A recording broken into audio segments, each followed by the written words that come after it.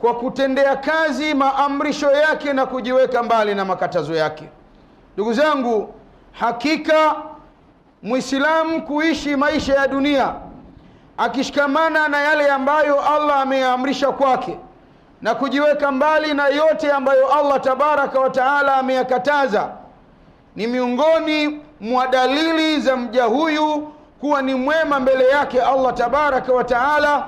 Na kwa alama hizi, kwa hakika anajiweka katika mazingira ya kuishi katika hii dunia akiwa mwema, hali ya kuwa akitaraji malipo yaliyo manono kesho yaumul qiyama. Ndugu zangu,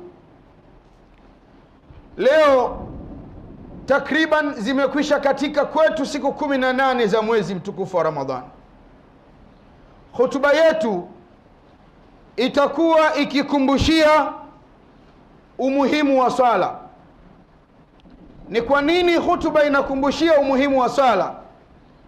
Tunajua na tunaelewa ya kwamba Ramadhani inapoingia au mwanzoni mwa Ramadhani, makundi kwa makundi ya Waislamu hupigana vikumbo kuingia misikitini. Lakini kila Ramadhani inavyoondoka, ndivyo pia na wao wanavyopungua kuingia misikitini. Vikumbo vyao vinavyobakia vichache vya kupishana kuingia misikitini.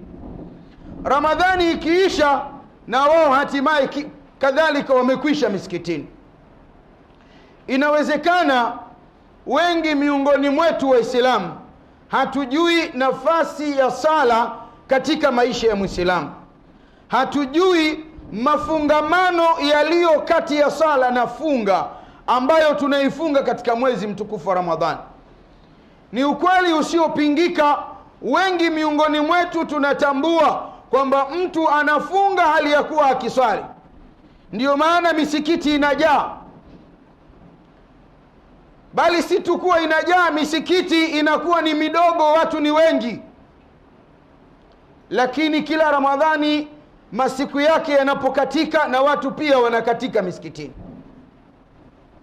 Inawezekana watu hawajui kwamba funga na sala, viwili hivi au ibada mbili hizi, zina mafungamano gani. Funga na sala, ndugu zangu, ni ibada mbili ambazo zote kwa pamoja zinafungamana katika kumfanya mja atoke kuwa ni mtumwa wa shetani kuwa mtumwa halisi wa Allah tabaraka wa taala. Funga Allah tabaraka wa taala ameifaradhisha.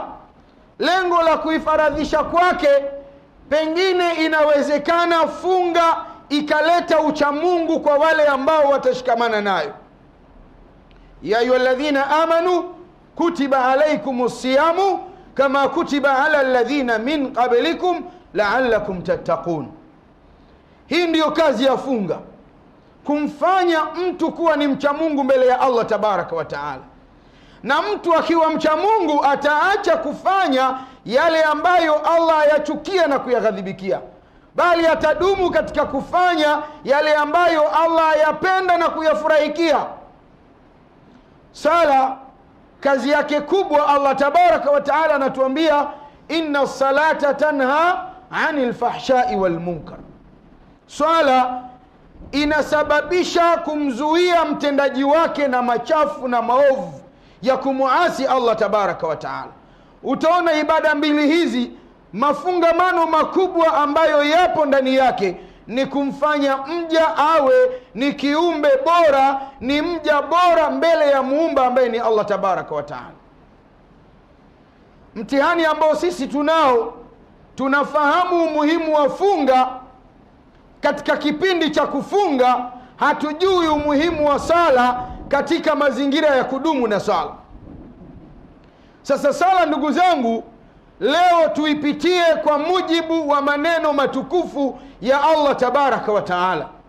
Lakini pia sala hii ilikuwa ni ibada au imekuwa ni ibada inayotendwa na watu wa ummati Muhammadin sallallahu alaihi wa alihi wasallam peke yao, au ni ibada ya tangu na tangu, au ni ibada ya kale ambayo ilitendwa hata na mitume waliopita kabla ya Muhammadin sallallahu alaihi wa alihi wasallam. Neno sala ndugu zangu ni neno la lugha ya Kiarabu. As-salatu ni neno la lugha ya Kiarabu ambayo wenyewe wanatafsiri kwa maana ya ad-du'a wal istighfar, kwa maana ya dua na kutaka msamaha. Ndio Allah tabaraka wa taala akayathibitisha haya aliposema katika surati Tauba, akimwambia Mtume Muhammadin sallallahu alayhi wa alihi wasallama, wasalli alaihim fa inna salataka sakanun lahum. Muhammadi, waombee, watakie msamaha wao, kwa sababu maombi yako wewe ni utulivu kwao. Ametumia neno Allah tabaraka wa taala salataka, hali ya kuwa akikusudia dua na wala si sala kama vile ambavyo si tunaifahamu. Kwa hivyo sala kwa tafsiri ya lugha ya Kiarabu ni dua na kutaka msamaha.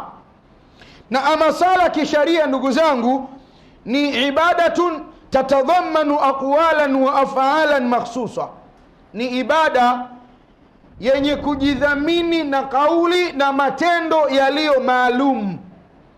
Kauli hizi na matendo haya yaliyo maalum muftatihatun bitakbiri, yanafunguliwa kwa takbira, muhtatimatun bitaslimi, yanafungwa yanahitimishwa kwa salamu.